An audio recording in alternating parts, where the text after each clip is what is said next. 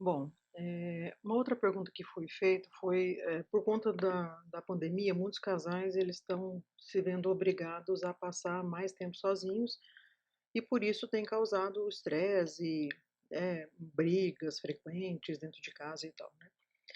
E aí eu queria falar um pouquinho sobre isso, falando um pouquinho sobre a questão do conflito. Então, quando acontece o conflito? Quando há, primeiro, divergência e segundo, convivência. Então eu não brigo muito com meu vizinho, porque eu não convivo muito com ele. Então eu não brigava muito antes com meu marido, com os meus filhos, porque a gente quase não estava convivendo. A partir do momento em que a gente começa a conviver com mais frequência, então as diferenças elas começam a aparecer, as divergências, né. Então, ah, poder, quem vai fazer o quê, quem manda em quem, né, as diferenças de tempo, cada um tem um tempo, cada um tem uma capacidade, cada um, tem um jeito de fazer as coisas, então algumas pessoas são mais rígidas, outras são mais flexíveis, né. E aí começa então a criar uma tensão entre as pessoas, em função dessas, diferenças. E aí as pessoas começam a ficarem mais tensas, a darem respostas mais atravessadas, a ficarem mais impacientes e a falar de maneira deselegante, deseducadas, né, umas com as outras. E aí, para manter a harmonia do lar, o funcionamento familiar e estabilizar o lar, a gente precisa de flexibilidade, a gente precisa de transigência. Então eu sempre digo que rigidez é morte, é duro, né, é fixo. E crescimento, eh, flexibilidade, mudança, né, adaptação é flexível. Então a gente precisa de algum jeito flexibilizar.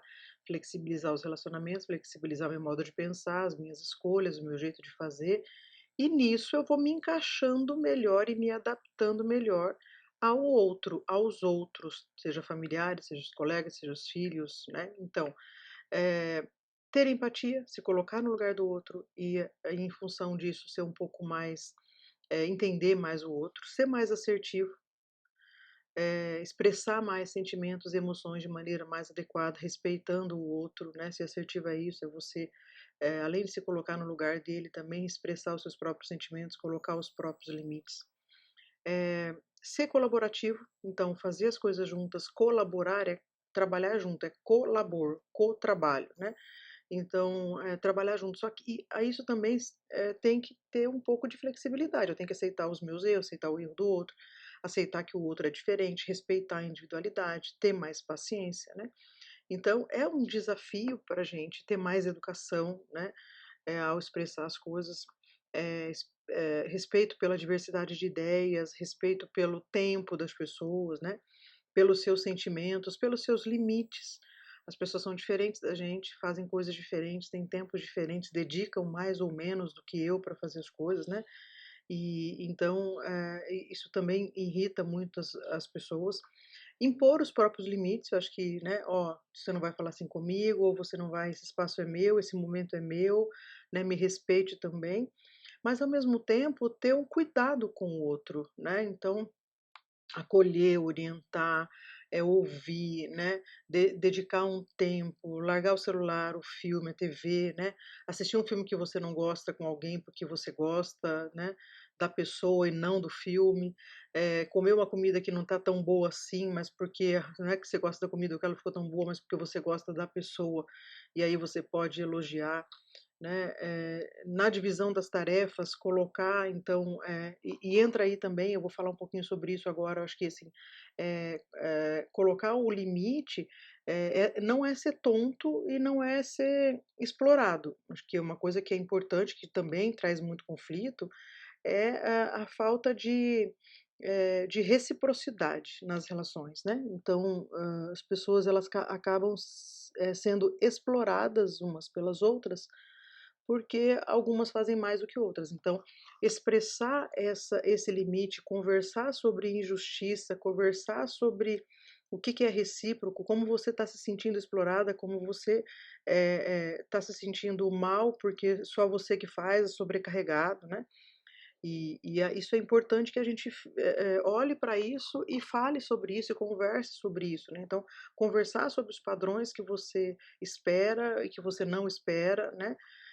na divisão das tarefas, por exemplo, na qualidade daquilo que a pessoa está apresentando, né, então, eh, aceitar sim as limitações, tem gente que faz coisas muito melhores do que as outras, né, mas tem gente que acaba, se aproveitando das situações, né, então, precisa haver uma reciprocidade, um equilíbrio entre o que eu faço e o que o outro faz, que todo mundo é responsável pelo dia a dia da casa, né, pela manutenção, principalmente das áreas comuns, né, dividir as tarefas nas áreas comuns, cada um cuida do seu quarto, mas o que é comum todo mundo tem que cuidar, então vamos assumir isso, né. E acima de tudo, né, dar apoio emocional, né, suporte, né, falar sobre o comprometimento, comprometimento com a casa, comprometimento com a relação, comprometimento com o futuro, né. Cada um pode fazer a sua parte, e aí se cada um der um pouquinho, né, todo mundo vai conseguir manter, eh eh, a relação mais saudável, a relação, de um jeito que é bom para todo mundo, né, e que os resultados sejam, eh positivos, né, para ambos os lados.